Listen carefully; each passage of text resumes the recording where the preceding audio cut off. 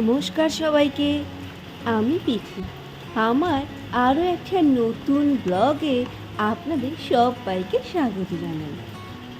আজ সকাল থেকে বৃষ্টি আর বৃষ্টি, বৃষ্টি থামার নাম নেই। তো সেই জন্য ভাবলাম মানি প্লান্টটাকে একটু বৃষ্টির জলে ভিজিয়ে দিই। আর এটা করতে আমার বেশ ভালো লাগে। গাছগুলো যদি একটু বৃষ্টির জল পায় তাহলে ওরাও যেন চির সবুজ হয়ে ওঠে। আজ রিওর স্কুল নেই, তাই বলে কিন্তু আজ রবিবার নয়, আজ এমনি একটা ছুটির দিন।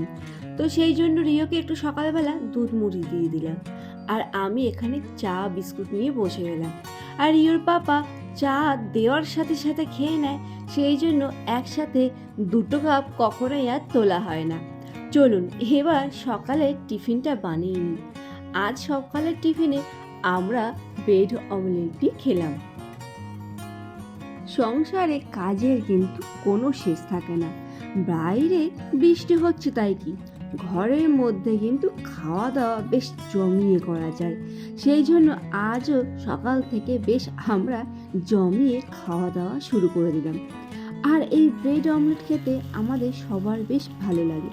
অবশ্য রিওর পাপা সকালবেলা ডিম খায়নি, আমি আর রিও একাই খেলাম। তো সেই জন্য একটা ডিমই করলাম, কারণ দুপুরবেলা আজকে আমাদের ভারী মেনু।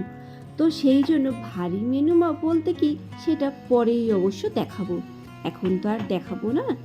এই দেখুন, তো একটু পেঁয়াজ কুচি লঙ্কা কুচি দিয়ে একটা অমলেটেই আমি কিন্তু 4টে ব্রেড বসিয়ে দেবো।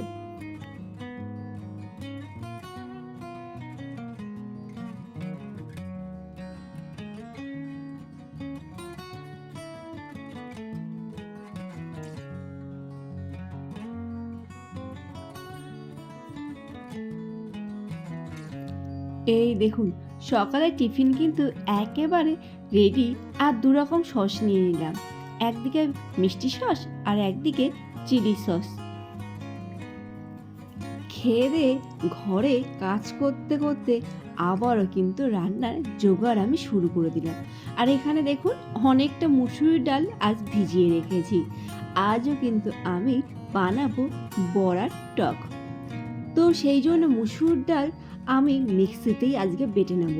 আজ কিন্তু আর শিলনোড়া ব্যবহার করার মতো ক্ষমতা আমার হলো না, কারণ এতটা ডাল আমি শিলনোড়ায় বাটতে পারবো না। সেই জন্য খুব বেশি সময় লাগে না এই বড়ার টক করতে, কিন্তু দারুণ লাগে খেতে। আর খাওয়ার পাতে যদি এই বড়ার টক থাকে তাহলে সেদিনের খাওয়াটা কিন্তু একেবারে জমে যায়। সব রকমেরই টক হয়, কিন্তু বড়ার টকের একটা আলাদা টেস্ট। তো দেখুন, এখানে ভালো করে আমি ফেটিয়ে নিয়েছি এই মুসুর ডাল বাটাটাকে। তারপরে তেল গরম হয়ে গেলে আমি কিন্তু বেশ বড় বড় সাইজে আজ বড়া বানাবো, কারণ এই বড় বড়াটাকে ভেঙে ভেঙে 4 টুকরো করব, আর ছোট দুটো যে পাশে দেখতে পাচ্ছেন সেগুলো 2 টুকরো করব। আজ কোনো রকম ছোট বড়া আমি বানালাম না, কারণ এই বড় বড়া ভেঙে টকে দিলে আরও কিন্তু দারুণ লাগে। তো সেই জন্য ভাবলাম আজকে এইভাবেই করি। তোমরা অনেকেই কিন্তু এই বড়ার টকের রেসিপি জানতে চেয়েছো। তোমরা অনেকেই বলেছো কমেন্ট করে যে একদিন বড়ার টকটা শেয়ার করতে। আর দেখুন, আজকে কিন্তু আমি আপ্রাণে চেষ্টা করে যাচ্ছি এই বড়ার টকটা শেয়ার করার জন্য, কিন্তু আজও আমার শেয়ার করা হলো না এই বড়ার টক রেসিপিটা। কারণ আজ বড়াটা আমি ভেজেছি, কিন্তু বড়ার টকটা রিওর পাপা করেছে। রিওর পাপা বলল চলো আজকে বড়ার টকটা আমি বানাই। তো আমিও সেই জন্য ওর কাছে দিয়ে দিলাম বড়ার টকটা বানানোর জন্য। আর সেই সময় ভিডিও করা হয়নি, আর তোলাটাও হলো না। যাই হোক, অন্য কোনো দিন বড়ার টকটা আমি অবশ্যই আপনাদের সবার সাথে শেয়ার করব। আর এখন এত বড় বড় আলু ভেজে নিচ্ছি, নিঃসন্দেহ বুঝতে পারছেন আজ একটু মটন কষাও বানাবো।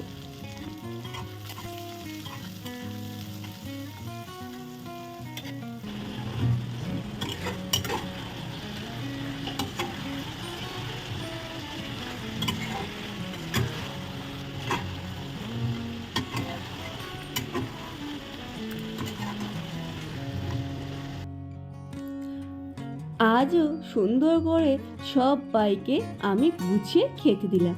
আর এই যে একটু আলু ভাজা করলাম, রিও যেহেতু আলু ভাজা খেতে ভালোবাসে, তো সেই জন্য একটু আলু ভাজাও করে নিয়েছিলাম। আর এখানে আছে মটন কষা আর একটু বড়ার টক, সাথে কিন্তু একটা গন্ধরাজ লেবু। আজ কিন্তু সবাই আমরা ল পলাশ সেটে খেতে বসলাম। এই সেটটা সেদিন যখন শপিং করতে গেছিলাম, তো সেখানে আমরা ফ্রিতে পেয়েছিলাম। ফ্রি বলতে আমাদেরকে 500 রুপিস পে করতে হয়েছিল। আর সেই জন্য রিয়ের পাপা বলল, চলো দেখি আজ তাহলে এত সুন্দর সুন্দর রান্না চোখের সামনে ওই লপলা সেটেই খাওয়া যাক। তো সেই জন্য সবাইকে গুছিয়ে খেতে দিলাম। অনেকেই হয়তো ভাবে যে আমি শুধু আমার একার জন্য গুছিয়ে খাই, আসলে সেটা না। আমাদের বাড়ির সবাই এরকম সুন্দর করে গুছিয়ে খেতে ভালোবাসে, আর আমিও তাদের সবাইকে গুছিয়ে খেতে দিতে ভালোবাসি। তো সেই জন্য সবাইকে গুছিয়ে গুছিয়ে খেতে দিই। এই গুছিয়ে খেতে দেওয়াটা এটা কিন্তু আমার জন্মগত, কারণ এটা আমার বাপের বাড়িতেও হয়।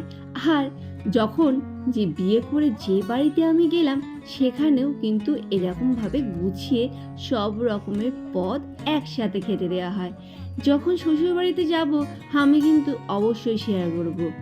শুধু আমার থালা বা রিওর থালা না, প্রত্যেকটা সদস্যের থালাই কিন্তু সুন্দর করে গুছিয়ে খেতে দেওয়া হয়।